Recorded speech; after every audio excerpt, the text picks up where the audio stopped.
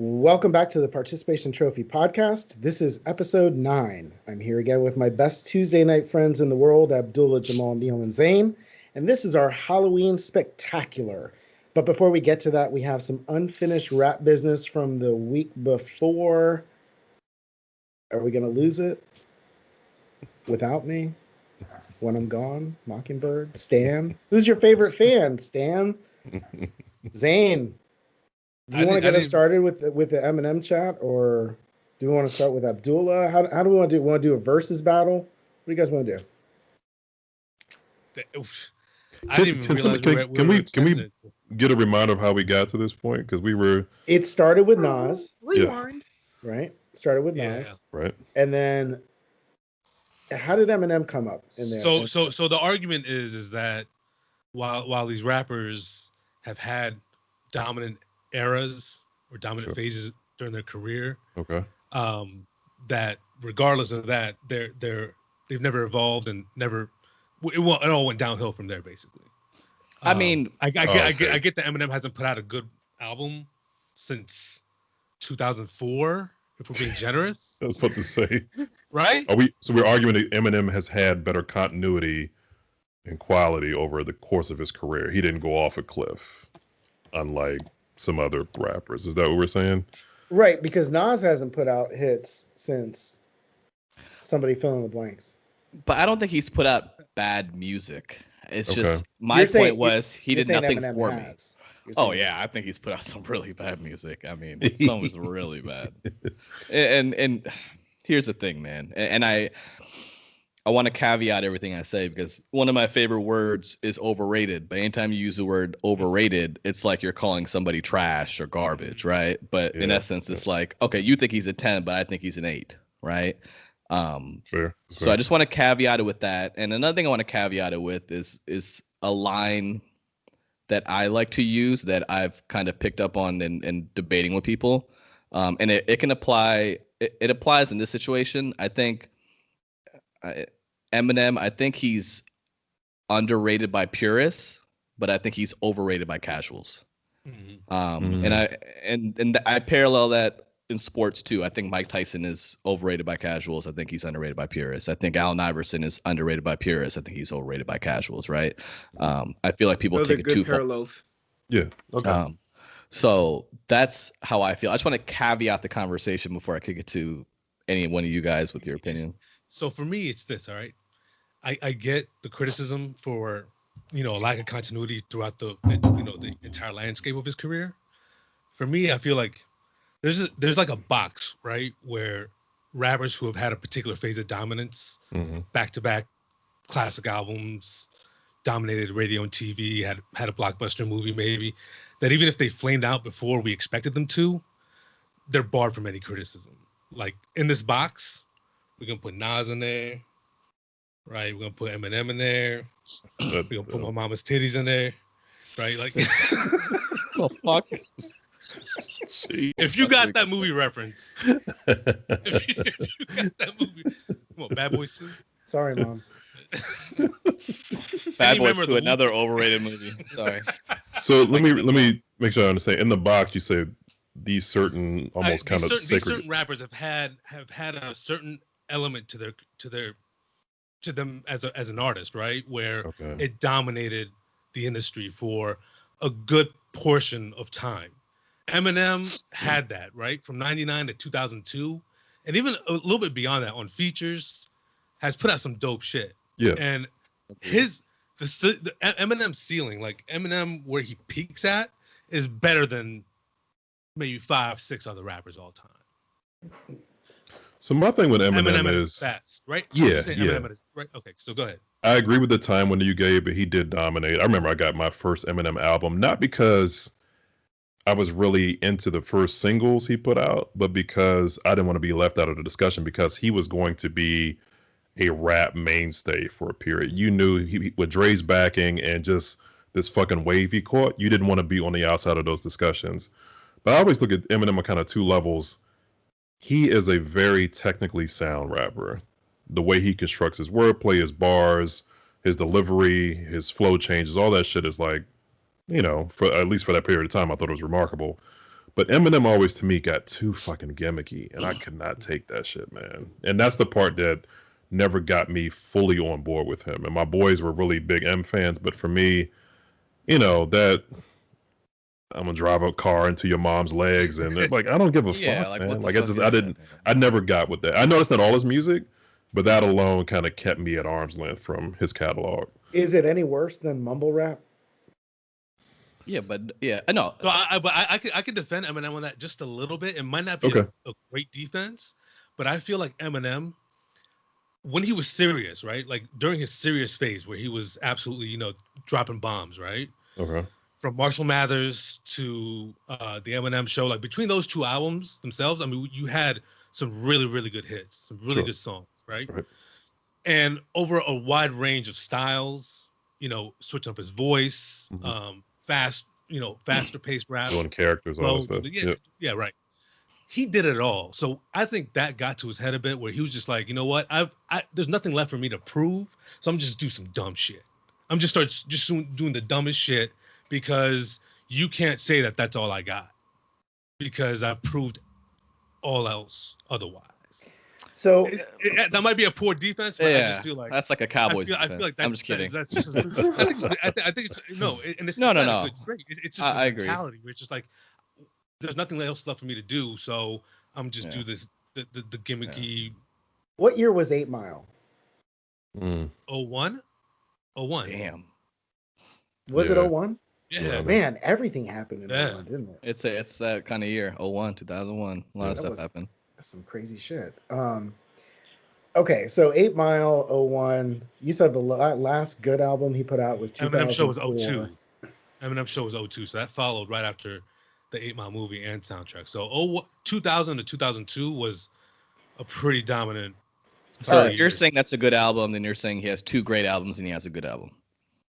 I say Marshall Mathers, the Eminem Show, Slim Shady, of course. So let's put this into perspective. This is the opinion. Nobody seems to be arguing. I have a lot to say, but go ahead. I was gonna say he's had.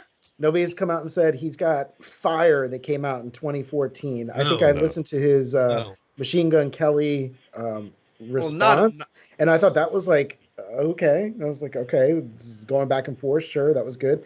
But just to put this in perspective, Billboard Music put out a top 10 rappers of all time. This is an all-time list. This is Billboard.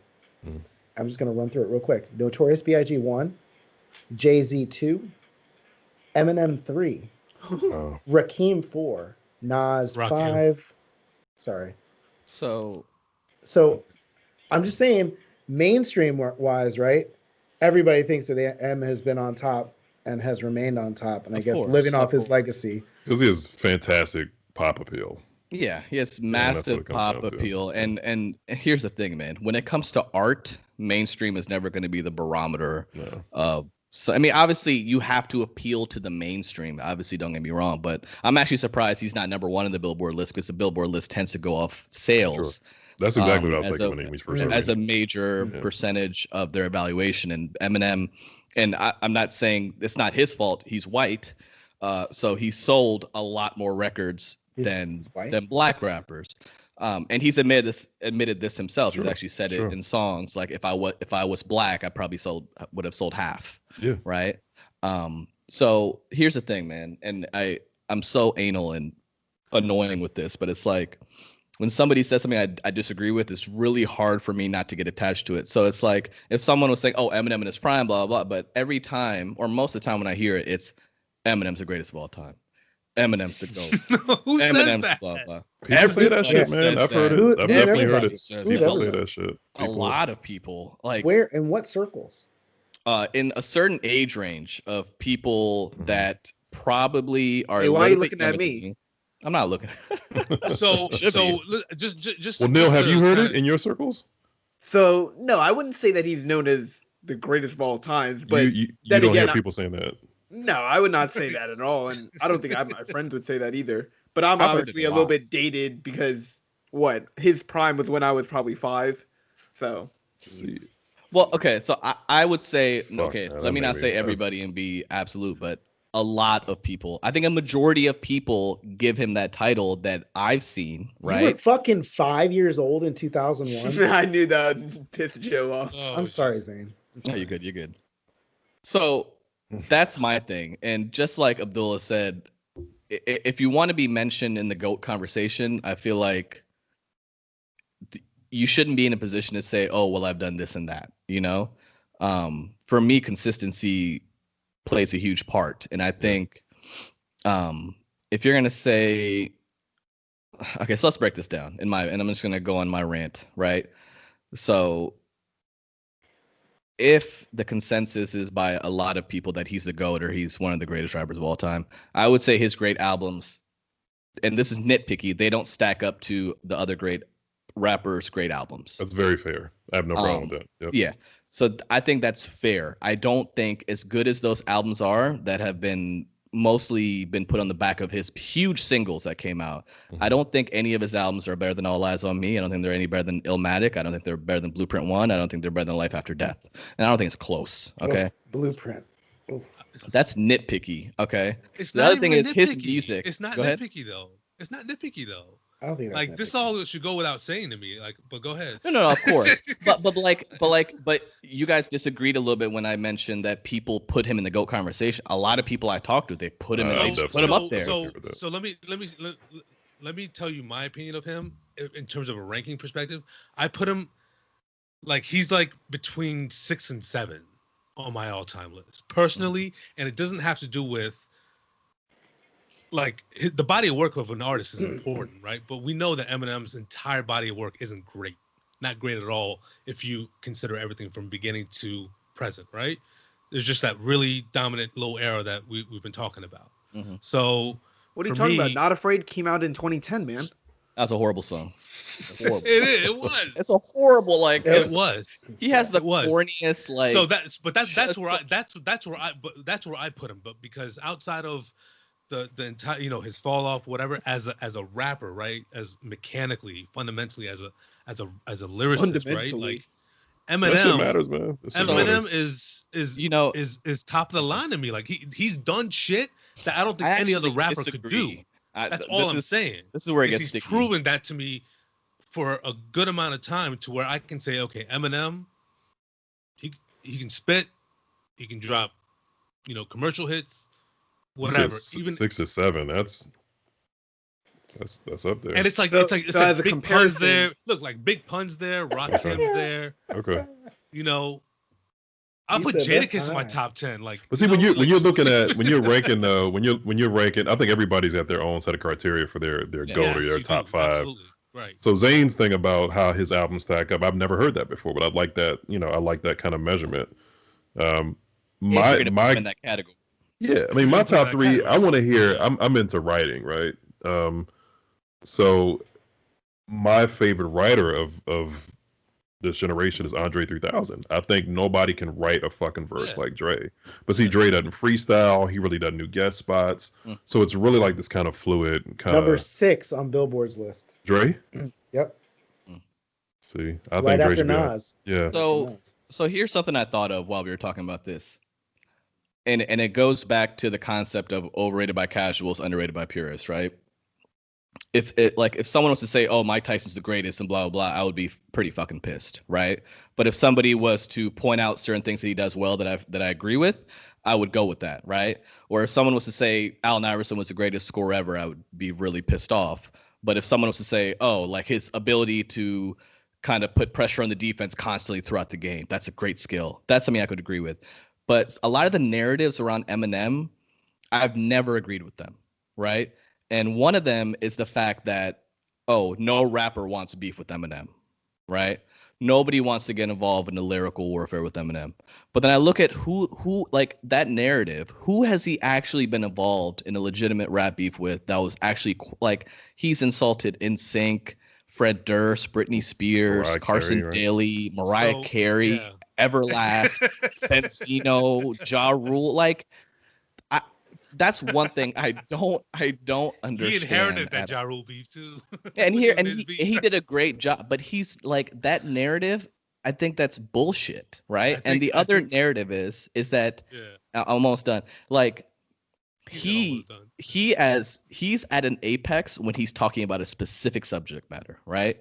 When he's angry, when he's vindictive, when he's in his feelings, he's fucking great. He's unbeatable.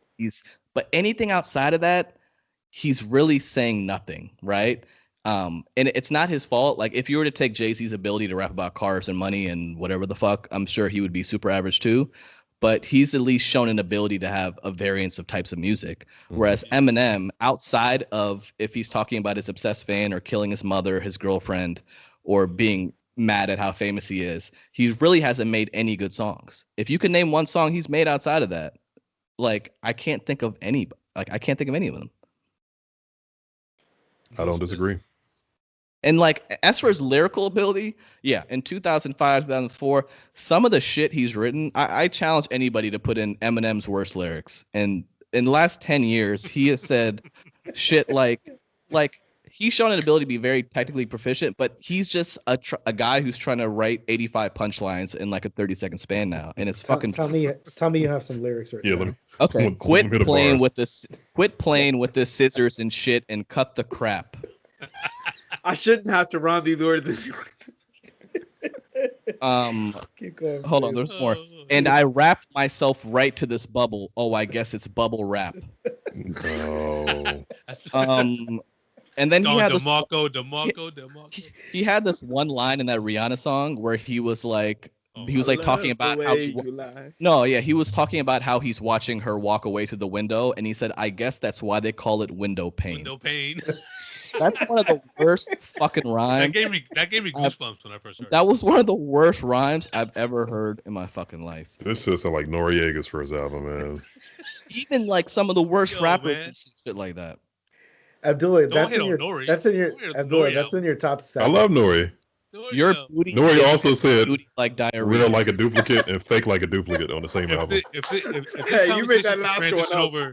If this conversation can transition over into a Queensbridge conversation with Jamal, like, oh yeah. Hold on, Zane, can you please repeat that last one? Your booty is heavy duty like diarrhea. You'll never catch up to all the energy that I've mustered. Dude, what the fuck is this dad joke shit, man? You know what? He's disqualified. Yeah. You can't be in a discussion. It blows my mind. Like, when that Rap God song came out, everyone, oh, he's the GOAT. What the fuck did he say in that song? I was like, I didn't understand or remember anything he said. Rap God. Is it the one he was spitting real fast? But listen, man, hey, yeah. Fucking Nail in the Coffin was kind of dope. That was 15 fucking years ago, man. 7. This is your top 6, Abdullah? I got 2 members of Wu-Tang that are above him, and that's not that's right.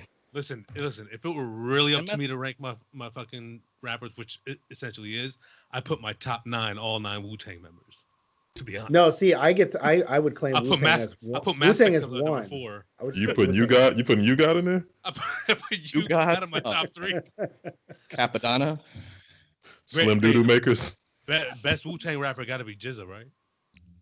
I'm a Ghost fan personally. You're a Ghost guy? Okay. Speaking of Ghost. This man right here with my shirt. Oh, DB. That's underrated album. Dirty. Well, like, to Jamal's point, how do you gauge? Like, I think Big Pun is the greatest lyricist of all time, but he doesn't have the body of work, right? People say the same about Big. Yeah, and Big has 3 times, has way more hits than. Yeah. Big is my one. Big has always been my one. It's just that's my preference, right? Yeah. That's but it always comes back to I'm in a touring car and Biggie comes on. I not only want to hear that song, but now I've been taken to a place where I want to hear the next 35 minutes of Biggie hits. And and the beat selection, I think, is a big part of that. Like, that's another big part. He has a great flow. He has great production. His He's samples, on great beats. Amazing. Yeah, the samples that he used, and that this thing. I think Jamal, you've said it before. I tend to gravitate towards that '70s soul, and so Biggie's got those, dun dun dun dun dun dun, the synths and everything. Juicy playing, that's kind of where I go back, and I've honestly I would put Wu in the top 5 just because any Wu-Tang song can transport you into a whole variety of different albums, right? Yeah. And then of course you got Pac, Jay-Z. I don't know, man. The more and more we kept talking about it, the less I think of M. And that doesn't really capture people in this generation. I think Kendrick's going to be in the discussion at some point. At some point. I love Kendrick. I just wish he's came out with some material, but it's been super like art house. Like, actually, I'm actually curious. Before we jump off this topic, I'm actually curious from you guys, the last decade or so, right? Because when we're a little bit older, so we tend to think of those 90s and 2000 rappers. Good question coming. I can feel it. The 2010 to here, who's the closest to being included in the group? Kendrick for sure. I say Kendrick. I can't think of anybody else off the top of my head. You can't Cole, not Cole. J. Cole put out some good music. Cole's a different discussion. But it comes back to lyricism for me. Like, that's just what grabs me, man. Like, Cole's a great lyricist, but Kendrick, I think, has everything. Go ahead. Rest in peace. Go on, I babe. can't. I don't. No, I like Kendrick a lot too, but just J. Cole has this. His diction, his delivery. He has that Fresh Prince thing going on, though. He does, I know. It's something about take care of your mother because heaven's at her feet. Just if you out with a girl, make sure you pay for everything. You're the queens of whatever the fuck. Yeah, no, man. Tell me they're whores and sluts, man. That's what I want to hear. Listen. When you talk about a cult following, you talk to like a 20-year-old dude and say Cole ain't shit. They will go off. Yeah. He's like a demigod to them. He's like a philanthropist to these motherfuckers. Yeah, man. So that's it. There's one. No, I mean it's tough because people throw Kanye and Drake in there, and they're hybrid artists, right? They're not pure rappers. Kanye's made some great music. I just think, just like anything, I feel like his fans make me want to criticize him. Kanye don't fucking exist to me anymore. So I closed that chapter like 2 years ago. No, of course. I mean, as a person, he does belong just by default because of his body of work and the fact that he was normal at some point. But yeah, Kendrick, man, he was normal at some point. Yeah, I think. Okay, I mean, look, I will tell you though, athletes still fuck with his music, man. These guys be dropping Instagram stories with Kanye beats all the time. I don't get it, man. Crazy too, like we talked about. I don't get it. No Travis Scott. No. I'm not into these dudes at all. I don't know. Travis is an entertainer. I love his music personally. Juice WRLD Joe? He's not a writer. He's an entertainer. And Travis is a fucking money machine. But I don't look to him for any of the women. Women. Cardi. No, it's nobody. I'm sorry. No. Throw this hat on again now, man. I don't think anybody. I mean, you know what it is? You know what it reminds me of? It's like when Chris Rock said, we've had Malcolm X and Martin Luther King, and ever since then we've had a bunch of substitute teachers. Like Al Sharpton. These I'm looking at this list. I'm like Drake, Kanye, Future, Travis Scott, Nicki Minaj. Like these are the top 10. Yeah. This decade. Hip hop great again. Yeah. I mean, I think I recognize them for their output, but none of those belong on a list of mine personally. Like I just found out about. I mean, I just started listening to Griselda, and I didn't even know that kind of shit was still, being produced. See, that's another vein with these guys. Throwback like early '90s era. That's it. Me and Zane were talking about it this week. It's the perfect fusion of like Mobb Deep and Wu-Tang. Like Rock Marciano, Griselda, P Brothers, like all those guys. Yeah, man. And I know people that don't fuck with anything else new except them because they yearn so much for early '90s shit. Exactly. You want to hear And I'm glad I hopped on now because I've been kind of out of the loop for the past few years, to be honest, except for, any kind of shit that Fab might drop or something. But you're really not progressing at all, Fab. Yeah, Fab, yeah. You're not going. I still listen to his mixtapes, but Fab. Yeah. Well, Fab dropped what? Cold Summer last year. Yeah, but they're all mixtapes. That kind of. They're all mixtapes. Yeah, they're all mixtapes. I used to fuck with. I put Joe Budden in my top 5 if we consider mixtapes. My favorite mixtape. My favorite mixtape of all time was Funkmaster Flex, Volume 1 and Volume 2. Oh, those were great. Volume 3 was good too. Funkmaster. And I mean, I know we need to move on, but if we want to get to mixtape all stars, then Wayne's got the crown.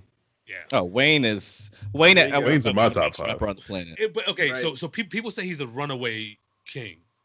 Of what? Is he the runaway king though? Is he that far ahead hands down? Yeah. Of the mixtape circuit? Yeah, hands down. Wayne to the blueprint. Consider mixtape history.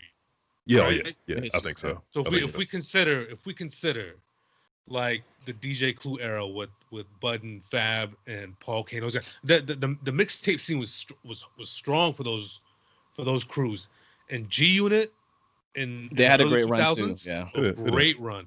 I'm not saying they're the best. I'm saying is Lil Wayne really the runaway. Wayne's Dedication is the best series of mixtape history. I won't argue it because it's too hard to argue against. Before Wayne, I'm gonna ask you guys. Wayne was his ranking for y'all. Nobody had punchlines like Wayne. Jamal, I don't know if you like the run he went on for maybe, and he had that look like his Dedication run or the earlier mixtapes was on par with Fabulous and Lloyd Banks and these other guys. But then he won this crazy run where he was dropping mixtapes. Every feature verse he had was insane. Yep. And he was spitting the wild. Like I think Wayne has been also had some of the worst songs and rhymes in the last 10 years. But in that part of his career, he was nobody could fuck with. So he had Squad Up. The Squad Up mixtape was crazy. Squad and Dedication. I think, and like you said, Wayne just he was oversaturated. So I think his quality went off a cliff. Yeah. And for a while he didn't put out good mixtapes, and then he kind of bounced back. So he realized at one point, and this is what happens. People realize like, oh shit, I can drop like 8 bars on this fucking feature and say absolutely nothing and be in the video on a fucking skateboard. Yeah. And people still fuck with that shit. And that's basically what bored. I mean, Wayne made Rebirth. He made a fucking rock album. Like I just think he just ran out of shit to do. Exactly. But he came back though. Yeah, but his prime when he was rapping with Currency and Mac Main and all these guys, incredible. Like, and he was just murdering beats. Dude, I'm gonna send you. We're gonna send you like the best of like Squad and Dedication. Oh, I'm already on it. Okay, you hear how this motherfucker just controlled shit. Like nobody was fucking with Wayne. Yeah. All right. Well. Fuck Eminem. Eminem moved down the list of important rappers of all time. That certainly happened in this last segment. We're actually going to use that as the perfect segue to another popular group that has fallen on hard times, the Dallas Cowboys, and we'll talk about them as soon as we switch gears into Open Gym. All right, so another year, and the Dallas Cowboys are the preseason favorites to do whatever the fuck it is that the media thinks they're going to do, and they actually turned out to be worse than the Washington football team.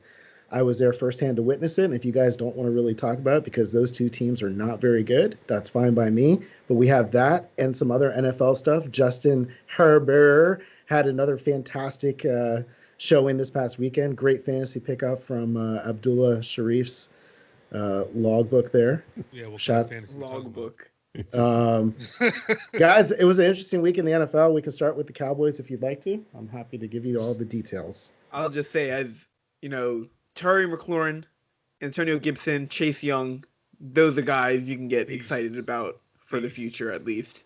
And so this guy, Terry McLaurin, I don't care about Trevon Diggs because he didn't go to Maryland unlike his brother, but so Terry McLaurin went and toasted him after Diggs smacked him in the face.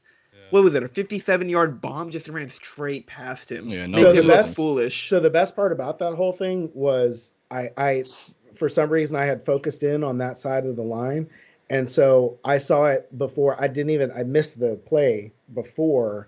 But I got the tail end when the two of them started jawing, and Trayvon had his face mask, and he was pulling on it, and Terry was kind of pushing back on him, and so I stayed focused there. Unfortunately, I didn't swap my lenses, so I had a long lens on. But the minute that I saw the snap go up, I was like, oh shit, he's 1-on-1, and Terry's not stopping. And I was like, Kyle can get this ball off, and he got it off. The shit talking that happened in the end zone afterwards was fantastic. How close were you? I was in that end. I was the only photographer in that end zone. Nice. Good shit. Shout out to the CSN hater. I won't mention his name, but he came over. Must be nice when the play comes right to you. It's like, shut the fuck up. It wasn't a. Stop it. Yeah. Stop it. So, honestly, Joe, go ahead, Joe. Go ahead, Jamal. You were talking about to get back to Dallas real quick. How it seems like they've. Does it really seem like they've given up on? Yeah, they're terrible.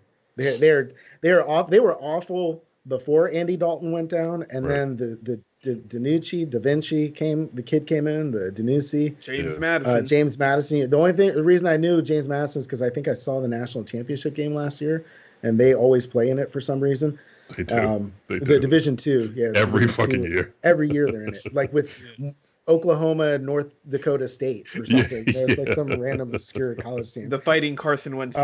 But Dallas, man, it was weird because like they were all excited in pregame and they were excited going back into the locker room, but it was like the minute the national anthem hit, it was lights out. Like they didn't really kind of care. And the Washington team, they've been at least like trying to put up a fight the last couple of weeks. And so I think they noticed that the team just didn't have the juice. And so they just kind of took it to him. Chase Young is bro, I tell you, man, I've watched a little bit of football here in Washington. I haven't seen that kind of dude. He's a little bit of a different. He's cut from a different cloth, and it rubs off on the rest of the team for sure. It's not funny to make fun of Dallas anymore. It's not. It's always funny. The memes don't even hit Dallas, and this is. I'm not saying this is what it is. I don't know the truth, but when they hired Mike McCarthy, I was pretty dumbfounded. I've never viewed Mike McCarthy as I watched a lot of Packers games in the last few years before that, and there was obviously a lot of discord between Aaron Rodgers and Mike McCarthy. There was this perception that his offensive schemes and his play calling was kind of archaic. It wasn't really progressive. He obviously didn't get along with the star quarterback, and I think we see now that the narrative before was Aaron Rodgers is an asshole. And I feel like maybe that's kind of shifted to Mike McCarthy just wasn't a really good coach. Yeah. And my perspective on. But it's the same offensive line. It's the same offensive coach, right? Kellen Moore. Kellen Moore. But here's the kicker, right? As soon as a new coach is hired under the premise and guise that the previous offensive coordinator has to stay, that's usually some sort of, I don't want to say death knell, but it gives you perspective on how much leeway and power that head coach has. If that makes sense. The Al Saunders, the caller. Here's the thing: we have to come to a agreement or a realization that Jerry Jones likes to have yes men around. There's no other reason why he would have kept Jason Garrett, around for all those years, other than the fact that Jason Garrett was going to do whatever the fuck Jerry Jones told him to do. Right? Jerry Jones is still in the war room. Jerry Jones is still drafting the players with, guidance from his talent scouts and his coaches, right? So as soon as I see Mike McCarthy gets hired and Kellen Moore stays, most coaches who come in, they're going to want their own offensive coordinator, right? Just if we look at the Redskins and they got rid of O'Connell and they brought in Scott Turner, right?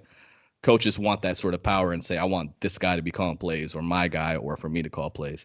But long story short, Jerry Jones got his coaches wearing fishnet socks for him and shit. That's essentially what it is, right? That's essentially what it is. He's never going to hire a coach and that's really going to take things into his own hands. That's my perspective on it. And that's just how it's been. And so Ron Rivera wouldn't work in Dallas. No. And he actually, the Cowboys passed him over, I believe. Right. So according to Adam Schefter, I think he said this probably on Monday Night Football. He said the Cowboys only considered two candidates, one being Mike McCarthy, two being Marvin Lewis. It's like that's fucking hilarious. What kind of candidate list is that? That's fucking hilarious. That gives you everything right there you need to know. And actually, one of my friends ran into Ron Rivera, and I think he's a Cowboys fan. He had asked him like, I would have loved you on the Cowboys or something. And then I think, don't quote me on this, but he basically said something to the effect that at one point he had talked to Jerry Jones, but Jerry Jones didn't go with him. And then Jerry Jones said something to the effect of, I always make the right hire, or I never, something stupid like that. But Marvin fucking Lewis, you fucking kidding me? Marvin Lewis, dude. Damn. Might as well give Jay Gruden another shot then. Well, so shout out Redskins, Washington football. Fans, chill out. Just chill out. Like they just need to chill out, man. That's the worst. Washington fans are the worst.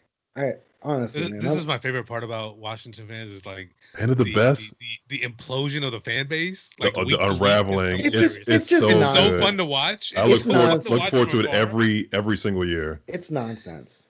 I can't. I don't know. Do y'all bitch about the team more or the fans? That's an honest question. The fucking fans. The fans. Right? Yeah. And it's the team that caves to whatever the media and the fans are saying. It's like they go to Reddit and they read the posts.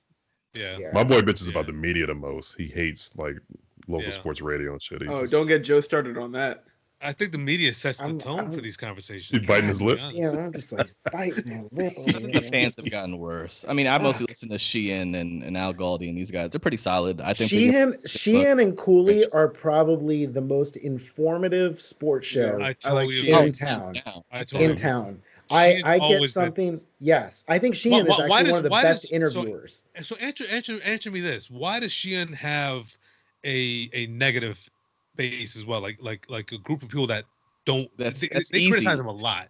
Anybody that gives you any valuable insight into what's going on, fuck him. You want to listen to 106.7 and these fucking clowns just ramble on about whatever stupid shit that really has nothing to do with football, right? Anytime somebody gives you an objective look into something, that's what's gonna happen. Oh, I don't want to hear that technical shit. I don't want to hear facts and perspective. Dukes keeps it pretty.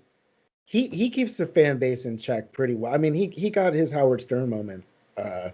Going off after the Eagles game last year. I think he's good at what he does. He's in that pocket of, hey, I eat mayonnaise sandwiches. He eats mayonnaise sandwiches. Right. We probably get along, right? Right. But he's in his pocket, right? Right. So I like him for what he is, but like he's also part of the media that I've heard over the years. You know, the year after we don't have a quarterback, why did the Redskins draft Blaine Gabbert? Right? Blaine Gabbert. Yeah. No, but like. This is what these guys do. We need a quarterback. Why didn't we draft Blake Bortles? Yeah. I hear this shit every year, and I'm just like... They like to talk 20/20 vision a lot of times. Yeah, and then it's still poor vision. Look, man, the DC media thing, here's what I'll say about it. It's not just Washington football. That expands out to all the other teams around here, unless the team is winning. And if the team is winning, they try to get a little negative. But like the Nationals reporters don't fuck with the Nationals. But you got Zuckerman, I think, Mark Zuckerman, who used to be from Comcast, and he went over there. He's a pro. He just goes in and does the analysis on the games. And Todd Dybus is a professional reporter. I think he hates everybody. I've told Todd that before. It's just like him. Let me ask you this. You've seen three coaches, right? And maybe, obviously, I'm not saying we all paid attention to the Panthers market, the Broncos market, or the Cincinnati market, right? Mm-hmm. But we saw Mike Shanahan and we saw Ron Rivera already in their first and second years been involved in so many horrible press conferences, getting cornered into giving answers they probably shouldn't have given. So that's the only weird part about it. I feel like I've seen coaches from other markets come here and just crumble and get involved in leaks. And I'm not shitting on Ron Rivera and Mike Shanahan. I like both of them overall, but like it's just weird. Like I would love to see like it would just be funny if like Tomlin or Belichick came in here and they were just fucking crumbling in press conferences saying dumb shit and fucking like didn't know what to do. Naked women in their office after hours. Yeah, exactly. Like they all just need to be like Popovich. Popovich. Popovich just shuts people down and shuts down Cincinnati. Abdullah. That's right. Like when he shit on Abdullah. Can we get a Mike Vrabel? Can we get a Mike? Yeah, that was good. That was good. That was my indoctrination into. Do we have that clip anywhere? Of course. On Facebook. Is that the one where he said we're gonna need a Swami? What did he say? Yeah, no. We're gonna seek counsel from a yogi. So it was all great. So while it was happening to me, I was literally melting in this fucking media. The worst part is that he idolized him. Abdullah loves Popovich. The worst, man. That's part of the experience. Donatello couldn't even take it, but no. The best part was that right after he fried me, he proceeded to fry David Aldridge a little lightly, but that's when I felt. Yeah, so but that was more playful. Like he used to fry Craig. Was it Craig Sager? I just, I was just trying to get a soundbite. Yeah. About Wall and Beal, and he just destroyed me. It's the worst when you love someone and then they fucking destroy you, and now your perception of them has changed forever. I know. It didn't change though. That's why I'm so glad Dan Marino doesn't tweet. Imagine if Dan Marino started tweeting and he just started tweeting like Jack Del Rio shit. Like, how did you? I'd be devastated. I'd probably take my life, man. Call more blitzes. I'm good with it, baby. That's fair, man. How did your opinion of Marino change after Ace Ventura?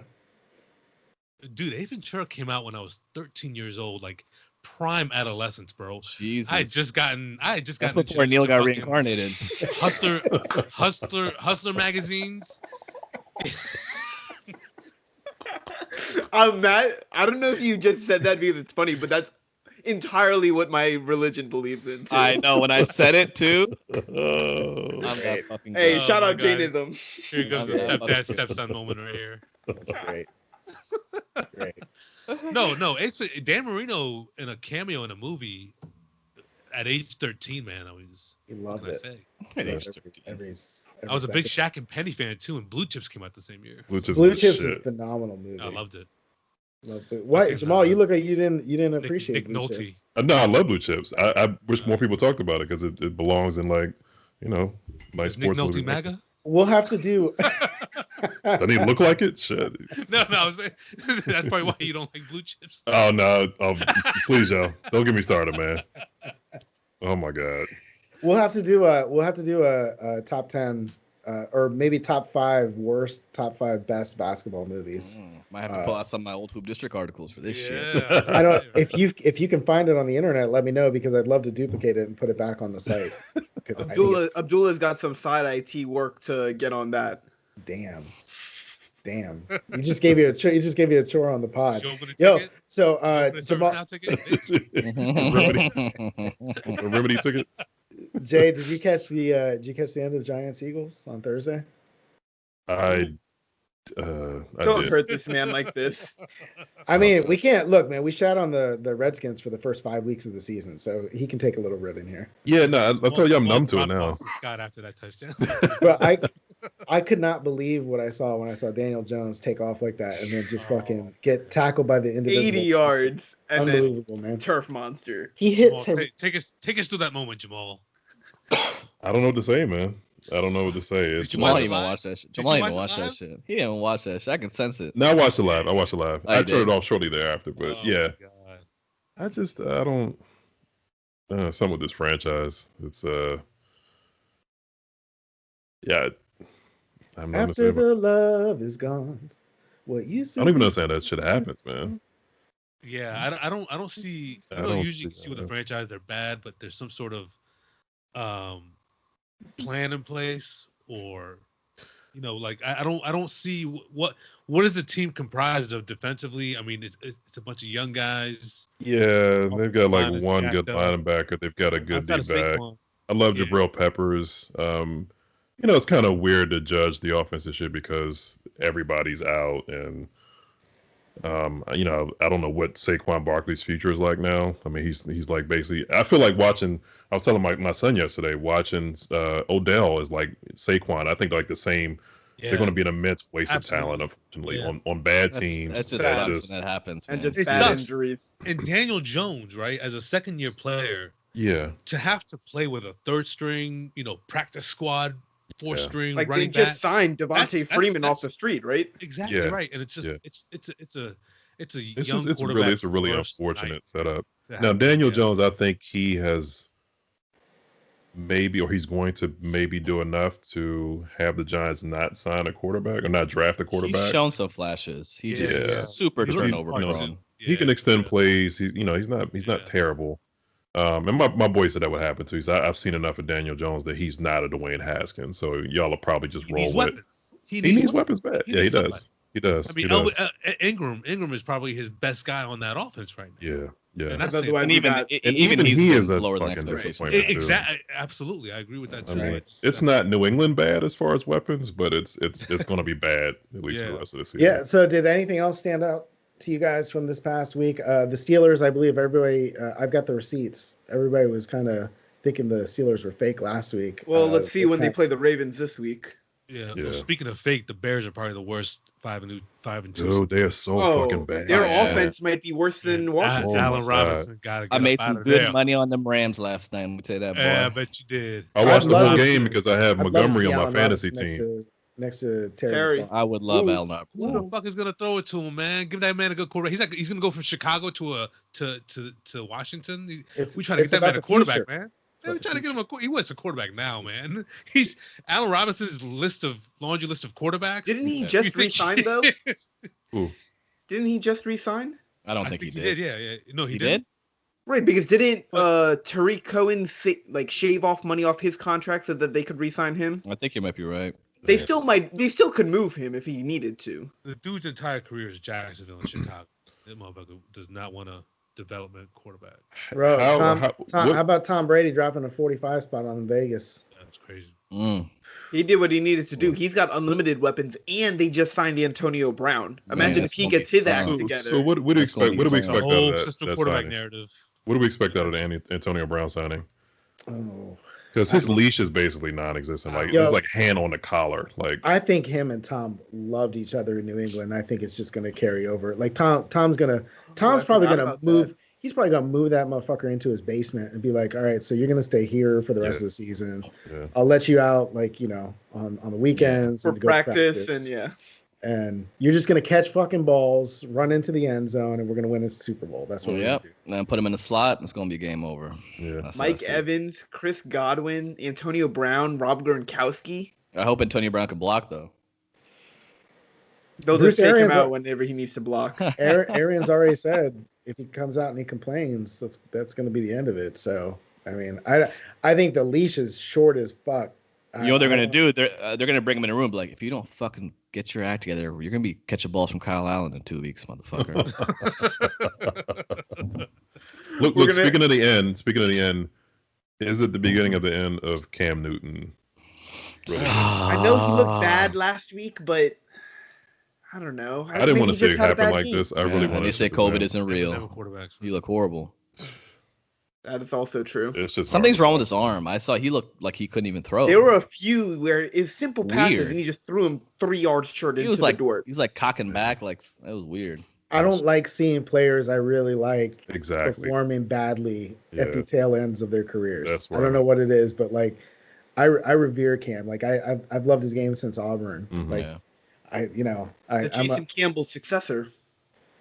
Jason Campbell, man, that's another one. God, fucking. Oh, let's not get into that. Deep cuts, man. He was on NBC as Washington's post-game show. I was like, is that Jason fucking Campbell? Yeah, he's out here like giving quarterback advice. It's just hilarious. Jason Campbell and Otto Porter are the same person. You heard it? Yes.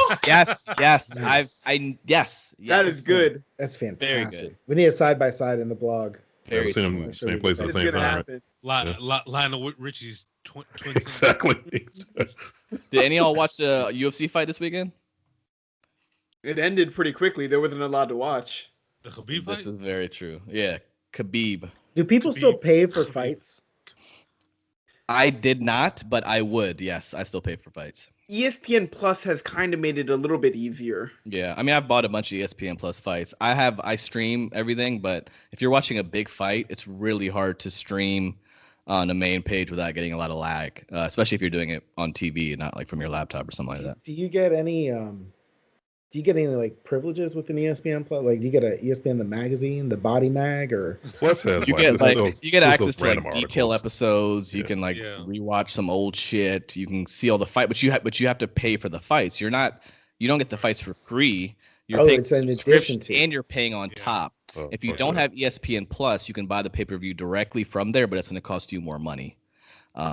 Which ESPN Plus is worth it if that's what you're asking. It's for $4.99. It's worth it. That's what you're into. Like, if you really want to watch all the fights, I haven't really delved into what else they have, to be honest with you. I just saw the aftermath. Khabib won, and then he retired, and everybody on social media said that he's the greatest fighter of all time. That's about the extent of what I know. What happens? Conor McGregor tweeted at him and said that he's still in the game. Is that right? Conor McGregor basically has been calling for a fight with Khabib, a rematch for the last couple years, and Khabib's basically just been like, "I already smashed him. Why I need to fight him again?" Blah blah blah. So that's basically what he said. He's like, it wasn't close. Yeah, and he basically said, "Why do I?" Khabib is that kind of guy, and it's very rare to find in sports. Is like, I want a challenge. I don't want to fight somebody that I know I can easily beat because it's not really going to motivate me to get the best out of myself. So Justin Gaethje, if anybody watched the Tony Ferguson fight, Tony Ferguson's one of the toughest motherfuckers ever, and he's fucking crazy too. Justin Gaethje destroyed Tony Ferguson. I know if you guys don't watch a lot of fights, go back and watch that fight. Right. He destroyed him for 5 straight rounds, and nobody does that to Tony Ferguson. So Khabib wanted to fight Gaethje. Because he's trending upwards. He says he doesn't want to fight Conor because he's already smashed him in his words. So basically, when he retired, that was McGregor's move of saying, that's fine. You want to retire? I'll carry on, right? Meaning I'll continue on, and I'm not going to get my rematch. All right. So before we jump out of Open Gym and go to our next segment, one last question here. Can you guys remember the last big fight you paid for? I paid for it. I streamed it. UFC, boxing, anything? Anything. I paid for Fury, the last Fury Wilder. I did pay for that too. Yeah. How much was that? Fuck, it was about 90. Damn. Yeah, that pay-per-view price goes up every time I look at ordering a fight. So yeah, I want to say I paid 70, 80 for most of the fights I paid. Maybe the Fury Wilder. I don't know what it was on DAZN. I forgot what it was on. I might have streamed. It wasn't on the Zone. I think that was a Showtime pay-per-view, but that shit was a grip. It was a lot, and it was especially bad to watch Wilder get his ass whooped. Oh, he was getting. I love that shit. Hurt, man. You're talking about things that like marked the beginning of the end of 2020. That started it. That shit happened like in Black History Month too. It was like really fucked up. Oh my god, you're right. That did fucking prepare. That's a long time ago. It feels like. Yeah. Abdullah, you no pay-per-views for you? No porn. We're not talking porn. We're talking sporting events. No, I saw the last McGregor fight and the Tyson Fury fight. So, yeah, I mean, I'm a big fight fan. I was big on the back in the day. Mike Tyson was the go-to fight that I think ever since his release from jail, like up until his retirement. Yeah, that's when I was really into boxing. He has a fight coming up, doesn't he? Is that shit still happening? Yeah, allegedly it's still happening. Yeah, they've been pushing back the date multiple times. It's going to be a shit show. Neil, the last fight that I purchased was in 1997, Evander Holyfield versus Mike Tyson 2. Great fight. Yeah, I probably wasn't even one. That was the ear fight, right? Yep, that was the ear fight, and that was the last time. I do know that exists though. I know that is history. That's great. There actually is a fight. So Gervonta Davis, he's a homegrown Baltimore. He's fighting this weekend. So if anybody wants to catch that, it's a great fight. I love local fighters. Lamont Peterson was we've got some pictures of him and his I think it was welterweight fight or light. Yeah, he fights at 154, 147, 148. When he fought Amir Khan over here in DC. Yep, I watched that fight too. Great event. Shout out to Seth Mitchell. Seth Mitchell from Michigan State. Seth went to heavyweight fighter. Seth went to my high school. Really cool. He went to your high school? He went to Gwynn Park, yeah. It's like 2 years behind me. Really like down to earth guy who made it pretty far. Yeah. Really, really humble. Actually met him through the Shvatkin family as well.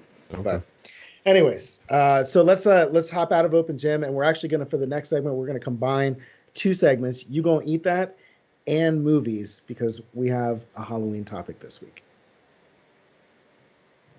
All right, so Halloween is on Sunday, I believe, right? It's also Saturday, and this is also the weekend where we turn back the clock. Yeah, that's on Sunday. Yep, that's right. Bro, this weekend is not looking good. So you gain an hour, but that means the sun is going to start setting at 5:00. Yeah, man, I hate darkness. I hate dark early. Winter quarantine is going to suck. Yeah, I know a lot of people with seasonal affective disorder. Turn back 1 hour?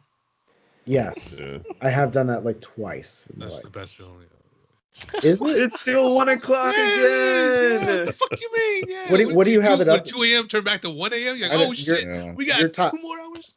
Your favorite things are very questionable on today's show when you put Eminem at number 7. So, yeah, club experience. Okay, I'll put that up there.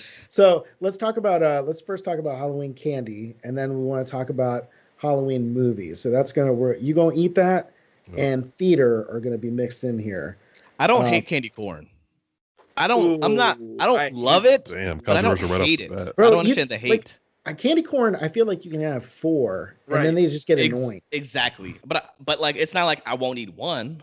No, I'll eat 2, and that's it. Yeah. Black licorice, I won't eat 1. Yeah, I won't eat a Tootsie Roll. I don't understand that shit. Tootsie Roll? Yeah, so that was on my list, actually. Yeah. What's wrong with you? What don't you like? You don't. What is it? What is that flavor? Right? And candy corn slander is an overblown social media thing. Like they just like to make jokes out of it. It's gotten out of hand lately. Anyone can stomach more than a few candy corns. Like it's not that bad. Yeah, it's not. I don't know who the fuck started this shit. It's just like I said. It's one. We'll go find out and hunt them down. But there's a cap, right? Like you start to question somebody's mental judgment if they eat more than like 5. Yeah, and you can say the same thing for jelly beans. Like jelly beans, I get nauseous after like 4 jelly beans. Yeah, I can see that. Where do you just get 4 jelly beans from? I don't get just 4 jelly beans. Have you ever had the jelly beans that like taste like nasty shit? Have you ever had those? Yeah, so we just got a bag right now. Marion went to Home Goods disgusting. And got some of these gourmet jelly beans. I don't see the point. Why would I want to eat a jelly bean that tastes popcorn. They have purposefully bad flavors. It's like vomit. I've seen like vomit and earwax and shit like that. Rotten eggs. They have mouthwash. And they're disgusting. Fuck that. Yeah. My Why daughter, would they make that? My daughter brought that shit home. The loser is supposed to eat a nasty jelly bean, right? If you lose. Shout out Mia. My daughter brought that shit home once and was like, "Do you want to eat booger?" And I was like, "Fuck no! Like, why the fuck would I want to eat something?" At least she told you. Like some people, I would just trick you into eating that shit. Well, she of course tricked her brothers into eating it, and so her brothers got to taste eggnog and whatever these other crazy. Well, eggnog is fine. Not really. No. They have like rotten egg. Yeah, right. It's all terrible shit. Yeah, garbage. It's like the Garbage Pail Kids of candy. 100 Grand is one of my favorites. I fucking love 100 Grand. That's a top 5 for me. I don't think I've ever had one. I might have to get on that. So I feel like with Halloween candy, either you are more into chocolate-based candies or sweeter and fruity candies. Right, or the sours. Are you so? You're really in one camp or the other. Me, I don't fuck with chocolate heavy unless it's like a Kit Kat or Nestle's Crunch. But these old school bars like fucking Payday and it's like a bar is like just fucking peanuts glued together and shit and like Fifth Avenue. Like who the fuck eats that shit? Yeah, so I'm not with you on those. I put all that shit out of the How bag. many variations of peanuts, caramel, and chocolate these motherfuckers? Right, that's what I'm saying, man. Snickers is good enough. Now move on. Yeah, Snickers is good. Snickers is a goat. Yeah, but like Twix, I fuck with like Twix is my go-to. Twix is good too. I fuck with Twix. Chocolate caramel and cookie combo it's good. So my go-to, you can't go wrong with a bag of Skittles. Agreed. But what I don't fuck with, and to Zane's point a few minutes ago, is Tootsie Pops. That shit is a big. It's a big. When I see them shits in my bag, it's a disappointment. But what is it supposed to be? It's a lollipop with fucking Tootsie Roll in the middle. No, like, why would you do they that? sell the Tootsie part separately, the roll part, right? Yeah, the rolls is but they also have the so it's a candy. Think of like a blow pop. Fruity, the sweet. Think of like a blow pop, but in the middle is a fucking Tootsie Roll. Yes, and the texture of the outside, it's like having a crunch berry because it would scratch the roof of your fucking mouth too. It's dangerous. It's a dangerous candy. I don't even mind the pop because at least with the pop, I would love to hear the right. Yeah, I would love to hear the boardroom discussion that was had on this fucking. Yeah, man. Exactly. Who in there? Why don't we start off with a delectable fruit taste? Yeah, but then put a bunch of chocolate taffy in the middle. And we all know like Tootsie Roll chocolate isn't your not the same as regular chocolate. And but look, by itself it's fine, but I don't want it mixed in with like a fruit flavor. Like why would I eat an orange pop and have a fucking chocolate taffy? I'm with you, Jamal. I'm with you. Yeah. It's just like if old chocolate melted and then you refreezed it. Yeah. And then the bubblegum pop. Okay, I fuck with Pops is cool. That's consistency, right? Absolutely. That's a fruit flavor and bubblegum. I don't want chocolate shit in the middle of my lollipop. I don't understand. It's like getting a big box for your birthday. Like, oh, I got this big gift, and you open it, and you pick out all the paper, and it's like deodorant inside. Yeah. Like, well, I guess I need to use it, but I don't really want this shit. Ironically, their whole theme was, how many licks does it take to get to the Tootsie Roll Pop? I hope 1 million, because I don't want it. I don't want it. I'm throwing that shit out. Yeah. Tootsie Pop is like a birthday card with no money inside. Like, I appreciate the gesture. Thank you for giving me this, but I really, I don't want anything to do with it. I didn't need it. Yeah. If I see Swedish fish in my kids' bags, I don't even give them the opportunity to like it. I just throw it away. Zara loves Swedish. I don't mind Swedish. A couple pieces. Whoa! That's kind of harsh, man. What's wrong with Swedish fish? Nah, man. I don't. I just don't like the texture of them. I think they like the way they get stuck into the teeth. You know what the goat is? Sour Patch watermelon. Oh, Sour Patch watermelon is Sour undefeated. Patch watermelon is the shit. Sour Patch regular. I like regular. Got to be a cap on it though, because you eat like 2 little bags and you lost the whole roof of your fucking. Yeah, that joint is gone. Your shit it's convertible. Like a chemical that reaction happened. The fucking blew the brains off the whip. It's gone. Yeah. What is the since we did the ranking of music earlier? What's the top 3 here? Snickers is not in my top 3. We get candy like in general.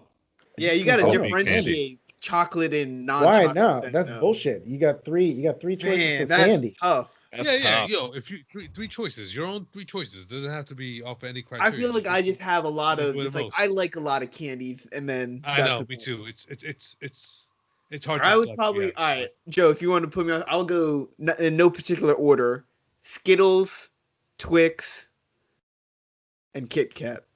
That's a good list.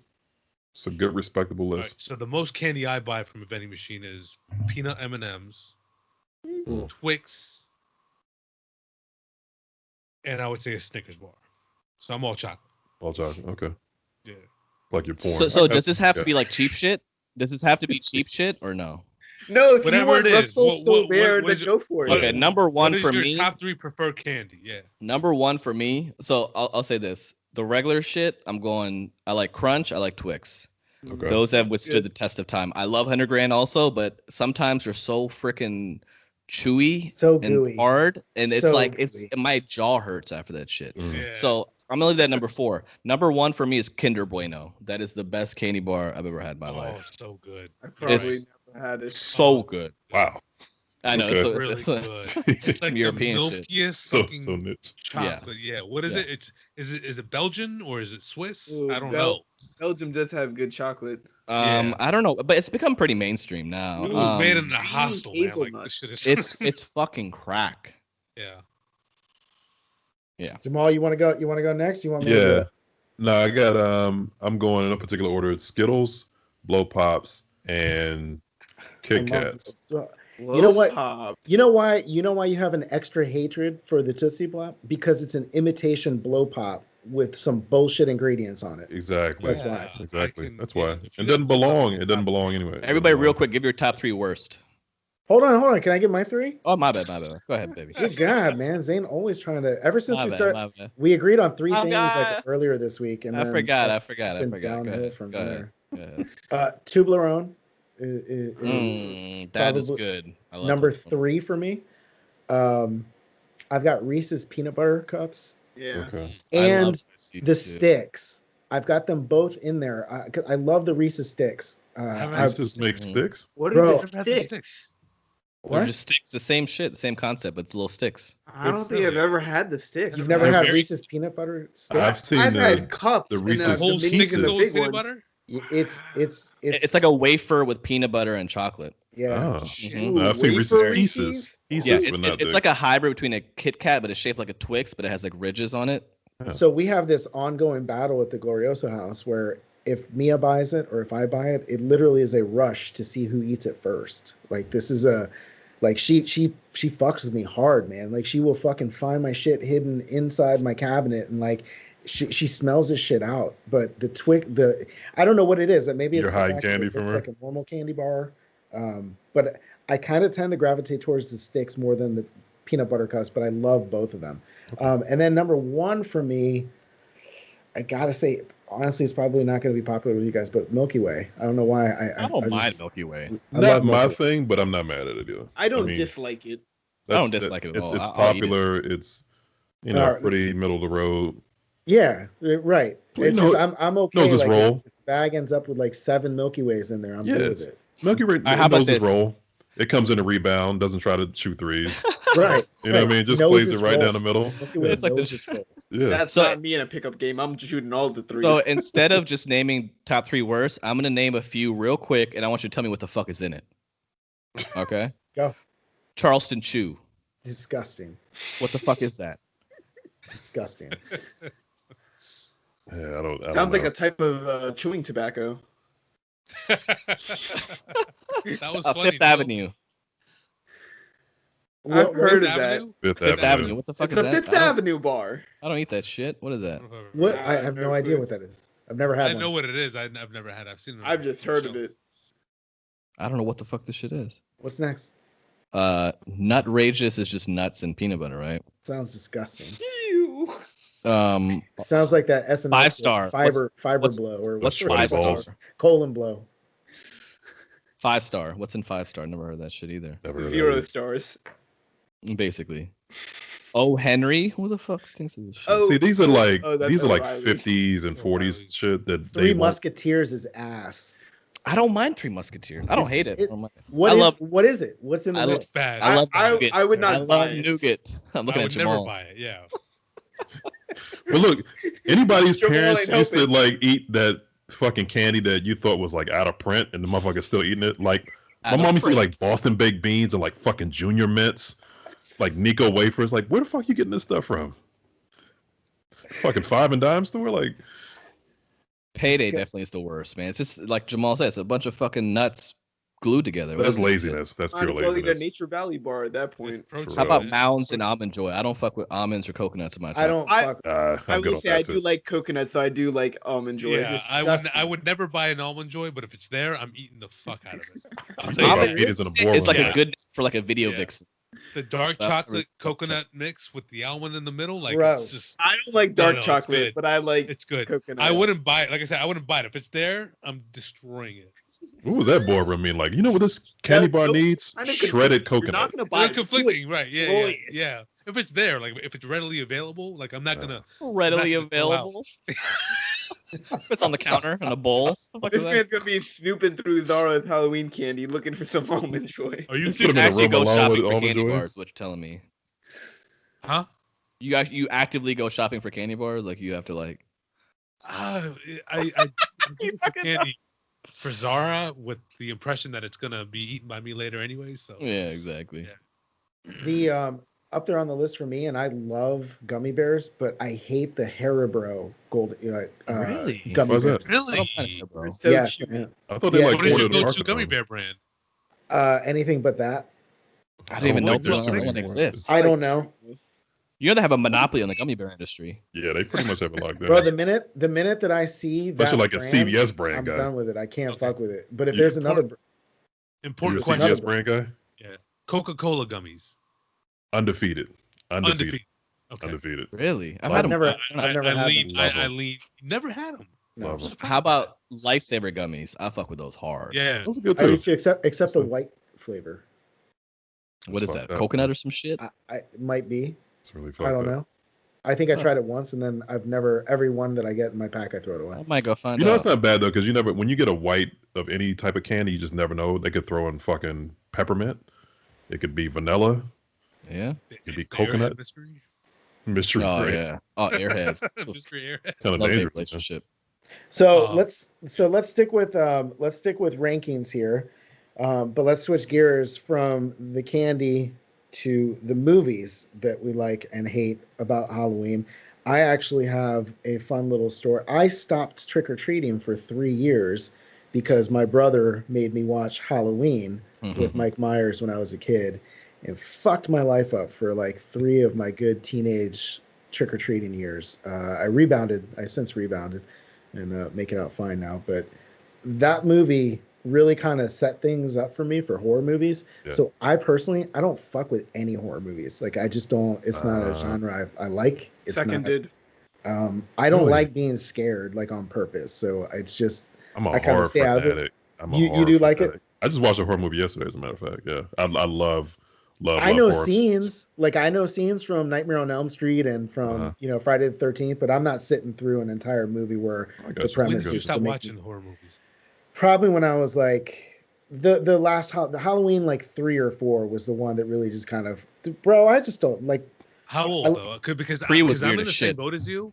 I'm an ex horror movie watcher, but I stopped watching them a lot later than you did. I gotta think like 90, 91 maybe. Oh wow.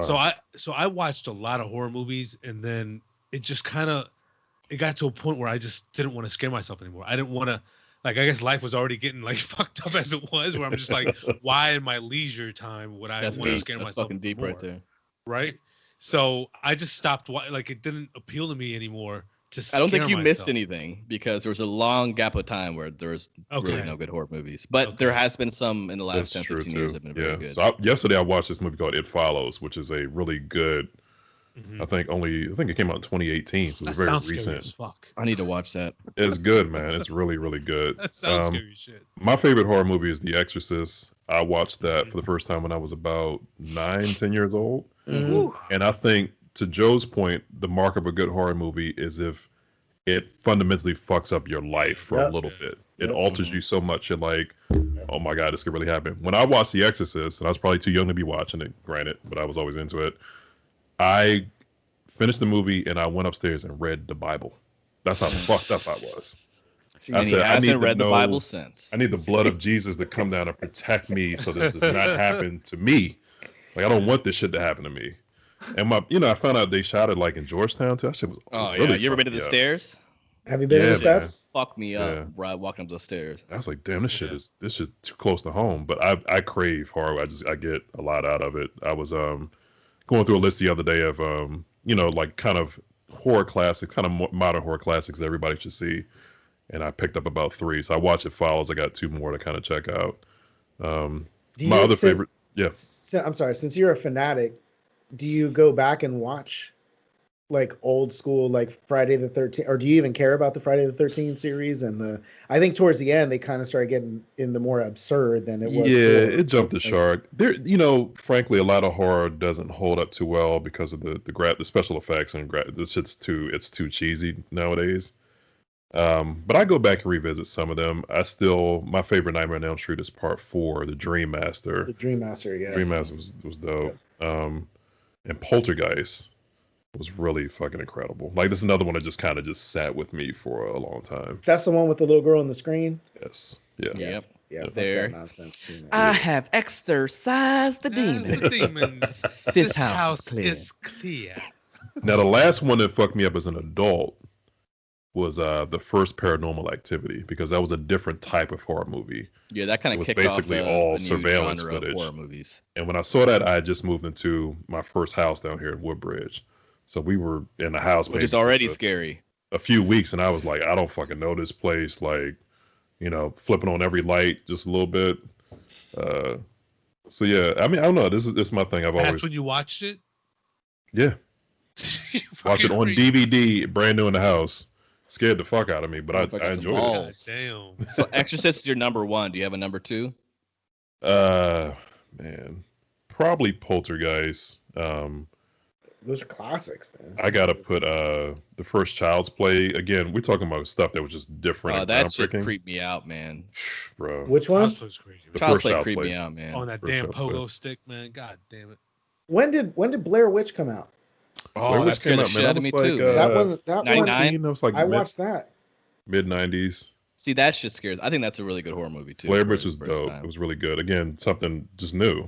So now revisiting the timeline. Now, the last 2 horror movies that I watched on purpose were Blair Witch, which was 1999. Blair Witch was 99? Damn. 1999, and Arachnophobia, which was 1990. Bro, Arachnophobia, to Jamal's point earlier, where he said it was a life-altering. Yeah. Arachnophobia fucked me up for about 4 months. I couldn't take a shit without checking my toilet. like to make sure shit wasn't around there. I couldn't take a shower without inspecting everything around it. Like you talk about adding an extra 35 minutes to my day of like extra chores.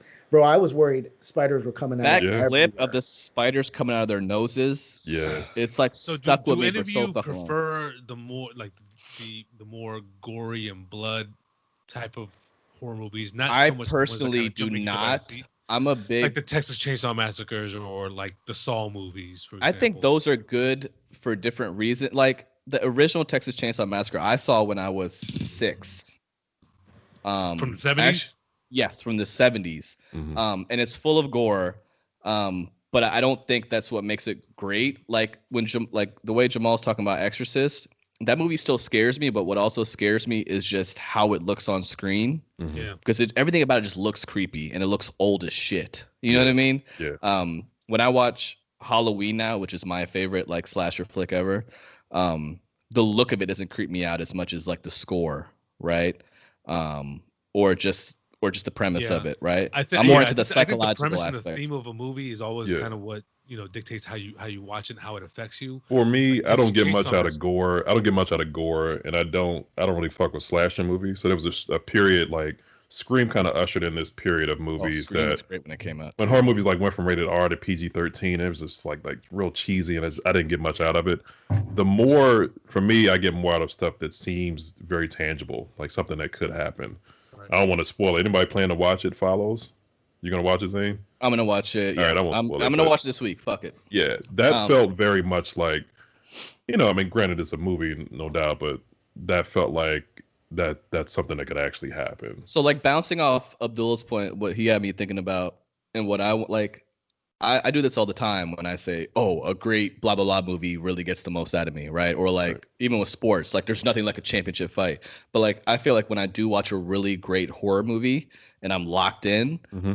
That is close to the apex of how I want to feel when I watch a movie, like cinema, right? Exactly. I don't know if it's because they don't make as many great horror movies now as they used to. I can probably count 4 or 5 off the top of my head, like in the last 20 years I really, really loved. I don't know what it is.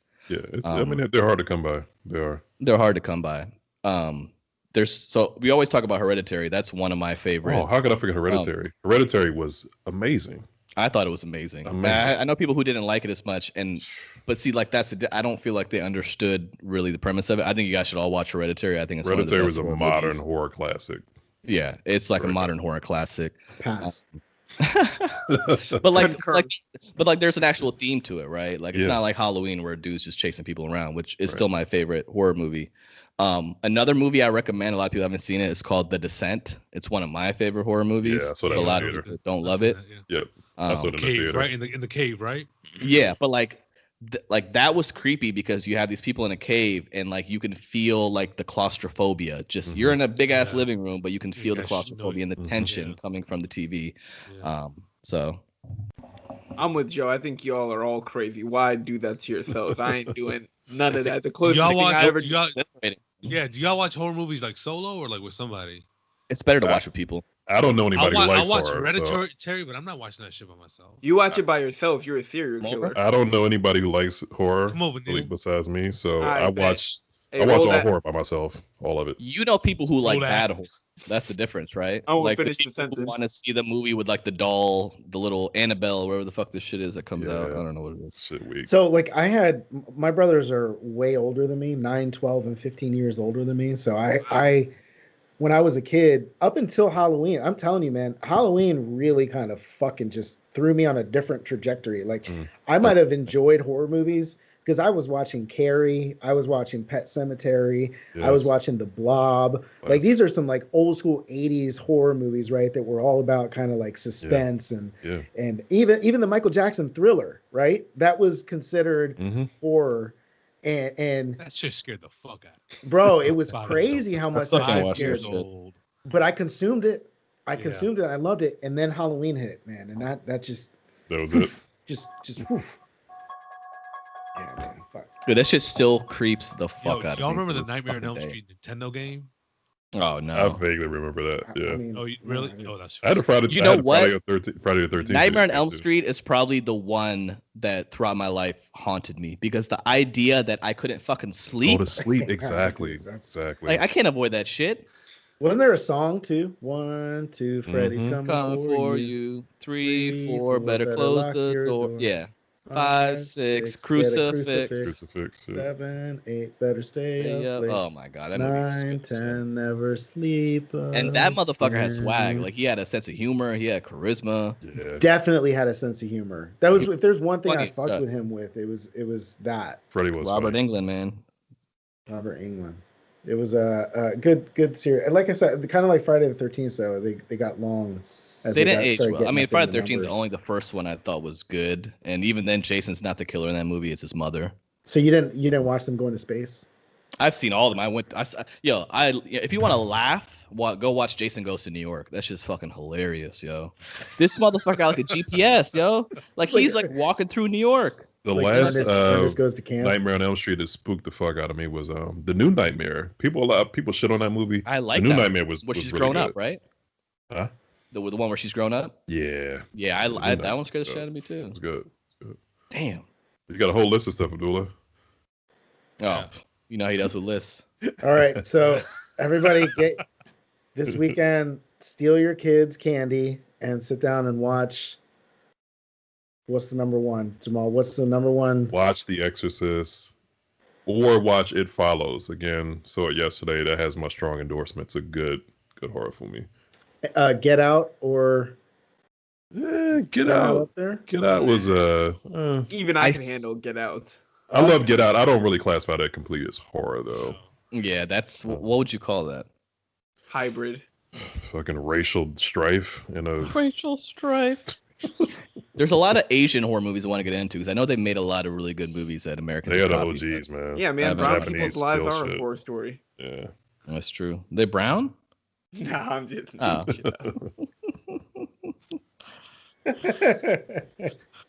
Well, we let's end this segment. Let's jump into detention because we're running a little bit long here. We've got one candidate. We'll tell you who she is right after. And so, our detention subject for today. And I'll throw it out there and let you guys have at it. Kim Kardashian took to social media to describe the prison that she's living in on the private island to celebrate her 41st birthday. Was that correct? 40th. 40th? 40th. I think it was 40, yeah. Shout out Kim Kardashian because I love that she's got psoriasis and she makes me feel like I can be beautiful too.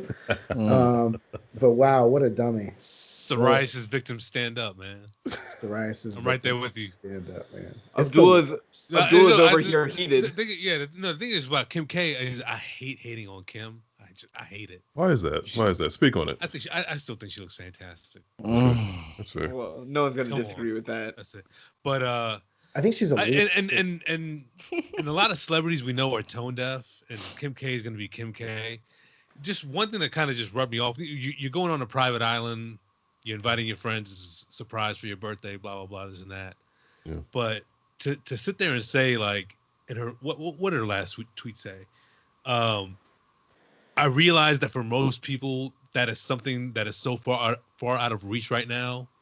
So it reminds me of how privileged my life is. Like that last sentence was so unnecessary. Yeah. Like, I get it. Like, celebrities do this all the time. Yeah, we're gonna get on a private island, get away from it all. Yeah. We got money. And that was essentially what Kim was doing here, but that last little bit right there was just like, I know y'all poor as fuck, and that's my bad. So, but I'm gonna still head out anyway. I'm gonna head out. It was just like, what the fuck? We get these very, very tone deaf celebrity tweets or moments about once every month, maybe once every couple months. There were a lot of them at the beginning of lockdown. Like Madonna was doing dumb shit and like motherfuckers in there like poolside, like arms on the pool deck, like saying like I really like I'm with you guys. Like shut the fuck up. So it's not surprising. She got dragged on this shit. So now you can see like how many retweets and how many quote tweets. So if you're getting ratio by the quote tweet, your shit it's pretty bad. You posted some stupid shit. So I feel like Kim's even more of a target now because of Kanye.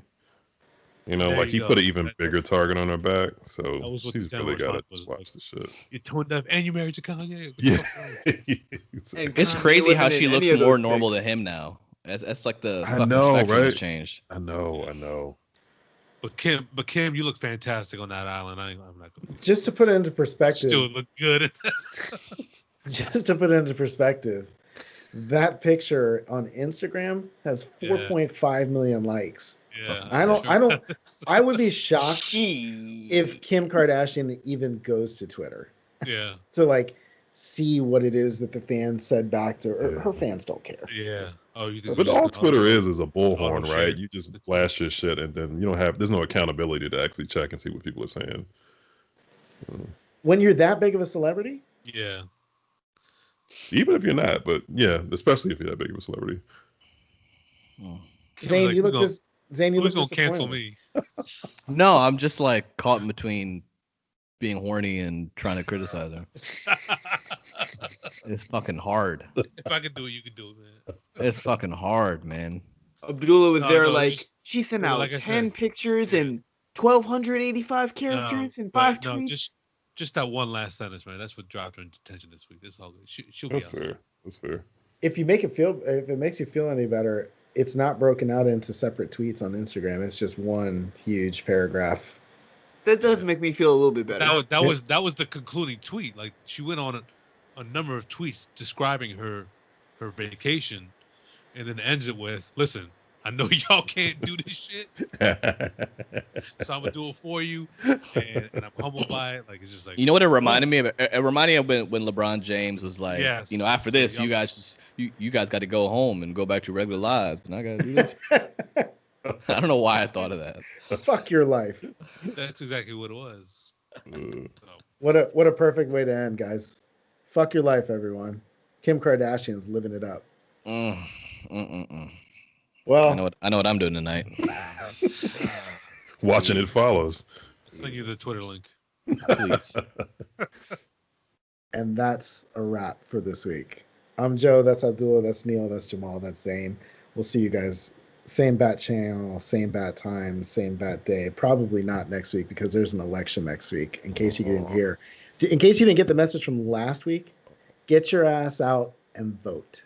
No more USPS. Go to a mail-in drop box. It's over now. You have to go to Dropbox. Your shit will not make it on time. So please do the right thing. Do the right thing.